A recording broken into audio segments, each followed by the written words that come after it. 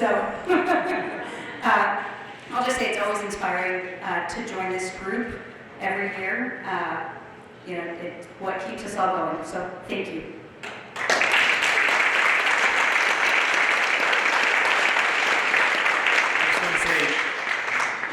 In looking at these, the energy burden report, anytime EAN has a question about where, how many heat pump incentives or whether comprehensive weatherization projects have occurred in Vermont, Kelly is always so generous and responsive in responding to data questions, participating in multiple network action teams.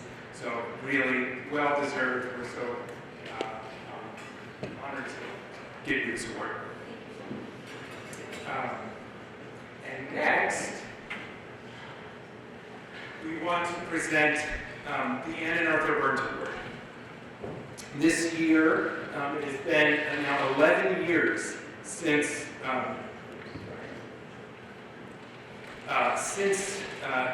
the EAN, the nonprofit, was formed to serve this network of members. EAN, the network, EAN, the nonprofit, would not exist and would not be here today were it not for the inspiring founding vision and the incredible ongoing dedication and generosity of Ann and Arthur Berndt. And this award has carried additional meaning and significance ever since Ann's passing in 2017. The Ann and Arthur Berndt Award, which EAN's board created in 2013, honors network members who, like Ann during her life and like Arthur to this day, have demonstrated vision, leadership, and commitment to creating a renewable energy future for Vermont. And we award it annually to individuals or organizations that have shown bold leadership in support of efforts to transform Vermont's energy system toward one based on efficiency and renewable energy.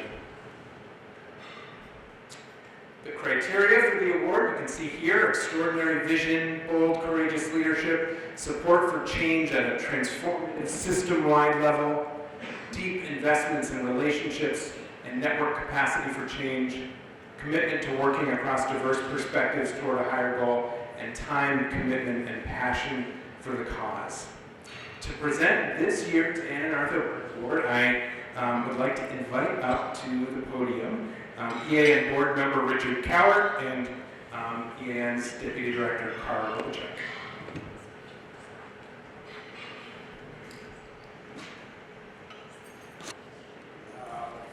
As is obvious, we're doing this jointly. It's a deep privilege and a personal pleasure to present this award to a woman who is well known to so many in this room, a person who has led with mind, heart, and spirit for 40 years plus, and who has been an inspiration to so many of us, and that is Beth Sachs.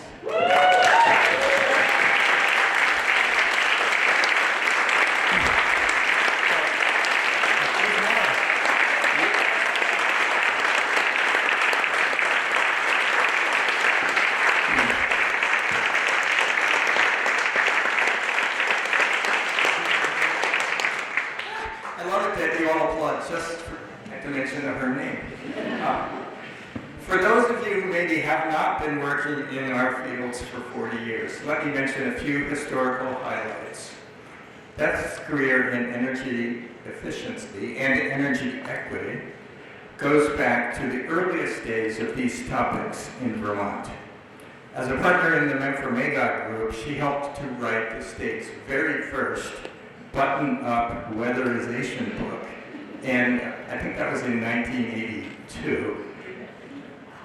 Many other firsts could be named. There's a long list of things I could say. She was the first to do this.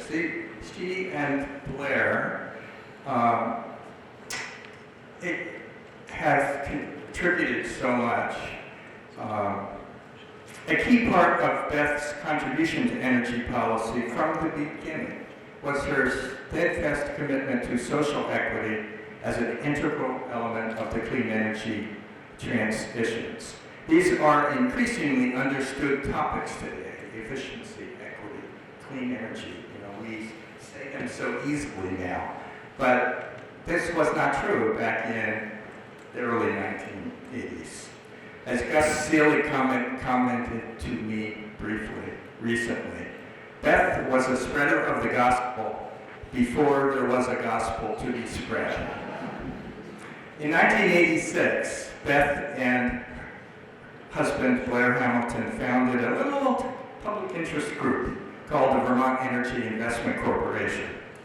They were, as everybody knows, an incomparable duo, and they both deserve credit for VEIC's great ideas, for attracting a stellar staff.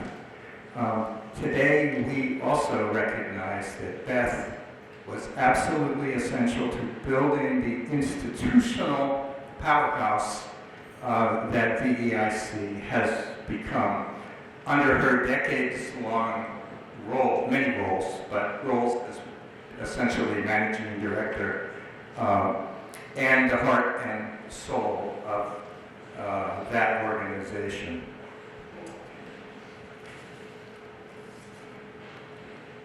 Beth's commitment to people and her roles as both, I have to hold up two hands here, like practical leader and manager, and also heart and soul of a complex organization in which human relationships were really valued because of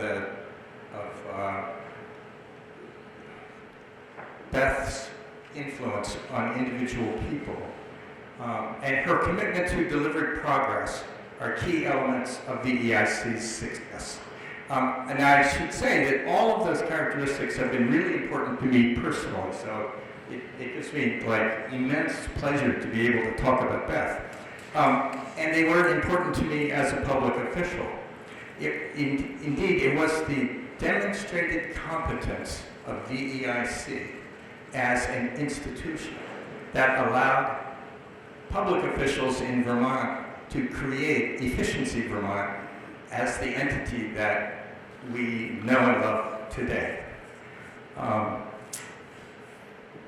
Beth guided the evolution of Efficiency Vermont from its inception up to her retirement.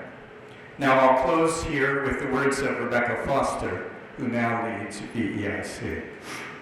Beth has been a significant leader and force in clean energy to make sure the benefits of clean energy can reach everyone. Her leadership has been tremendous and is really the North Star that we still follow. And I have to say, I couldn't agree more, and I'm really pleased to be able to be here with Beth today. Now, Clark. I have a few more things to say about that. So, in addition to having started VEIC and Efficiency Vermont, the last 15 years or so, Beth has been the chair of the board of the Vermont Energy Education Program.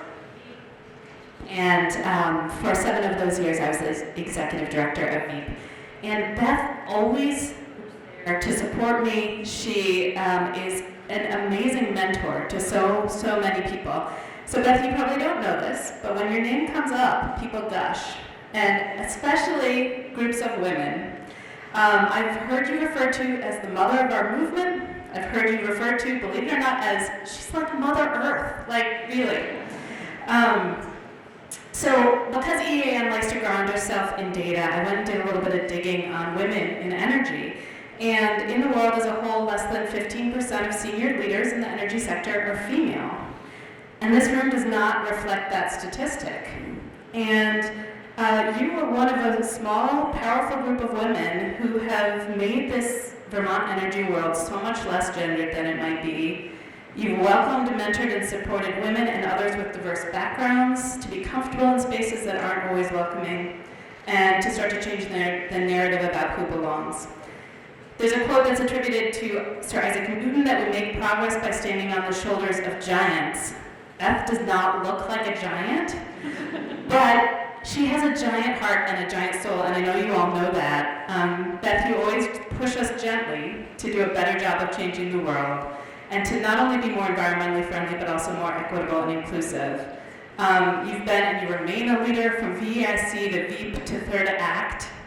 And so Beth, if your knees and your back sometimes hurt a little bit, it's because there's so many of us standing on your shoulders. And I'm so glad to be with you to give you this award.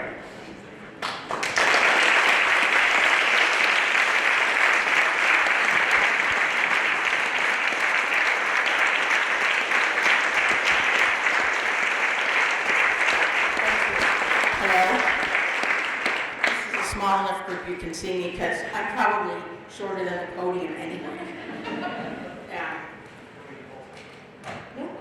There. So thank you so much, Rich, and thank you, Cara, for all the wonderful things that you said and support from the board. Sorry. And I want to really thank the Energy Action Network and Arthur Burnt, who I just met, and I'm honored to get this award with your name on it. To contribute, and all the work that we're all doing to contribute to the state's response to climate change. The award is humbling and reassuring because when you retire, you think you might just go away and disappear. And I've had the opportunity to do a lot more than that because of Third Act and the Vermont Energy Education Program and lots of other things like that that I was going to talk about, but Rich and Cara did it so well, I don't need to. I will say Third Act has been a real blessing and an amazing organization to work with all these other old and bold Vermonters like myself. That's what we call ourselves. And thrilled that our treasurer is supporting the bill that was our really first piece of political action of the divestment of fossil fuels. So Jared called me the other day and he said, you might want to say a few things. And I said, like, what? He said, well, how did you create the whole idea of an energy efficiency utility? Where does that come from? And I thought, it reminded me of when my son, when he was 5, asked me where babies came from. And I said, well, they come from mommies. And he said, well, where did the first mommy come from? And I kind of had the same feeling about Jared's question. The answer is, I don't know. But I can try, and looking back, I think it's a confluence, I think Rich used that word, of curiosity, creativity, tenacity, and equity, coming together at the right time and the right place with the right people. And that's not an accident that it was the right place, the right time, and the right people. We created it and made it happen. Let's see. In terms of the right time, I was talking to Rich at lunch, and he reminded me what an amazing job we did putting this together from the very start. And I think that what resonated with me, what drove me, was that we were taking a societal perspective. We weren't looking at one group of people or one market or anything. We were really trying to look at, from society's perspective, what's the best thing? What can we do to solve these climate problems? It was a touchstone that we kept using and coming back to. Right place. Vermont, some people sometimes think that Vermont is too small to matter. We all know it's not, that we're cutting edge in so many ways. And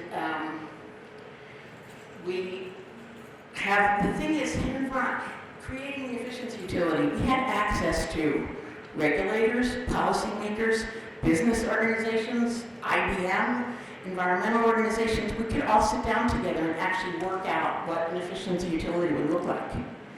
And where else in Vermont, this was my experience, can you take a walk on the right path and run into 3 governors or ex-governors in the same afternoon? That's that right place.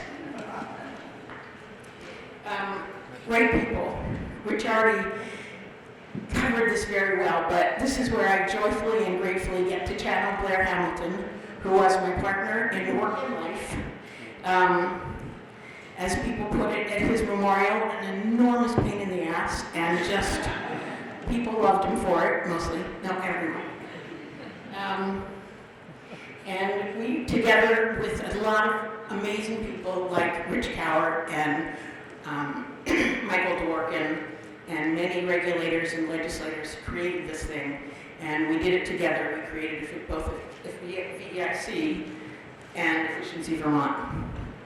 So none of those folks that we worked with took no for an answer, and if we ever got no, we just figured out how to turn it into yes. So I have a lot of other anecdotes that I'm not going to say, and lots of advice. I do want to say, I hope that I'm honored one day with the award that Kelly got, because the fact that you are mentoring young people is what's important. And there's so many young people here today. This is really exciting.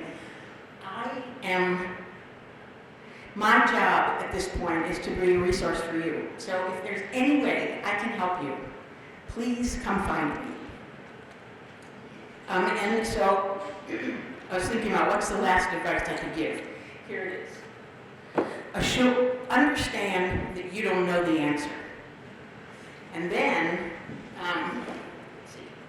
show up, ask a lot of questions, and very importantly, listen to the answers.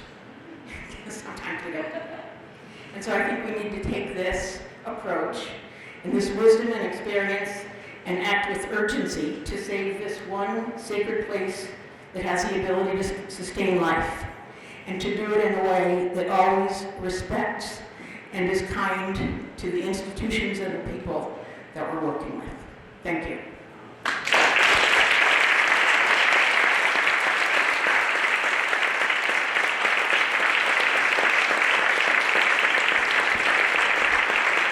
So, Beth, if you can just stay up here for a minute, we want to get a picture with Arthur and Rich and Cara. And then we're going to move.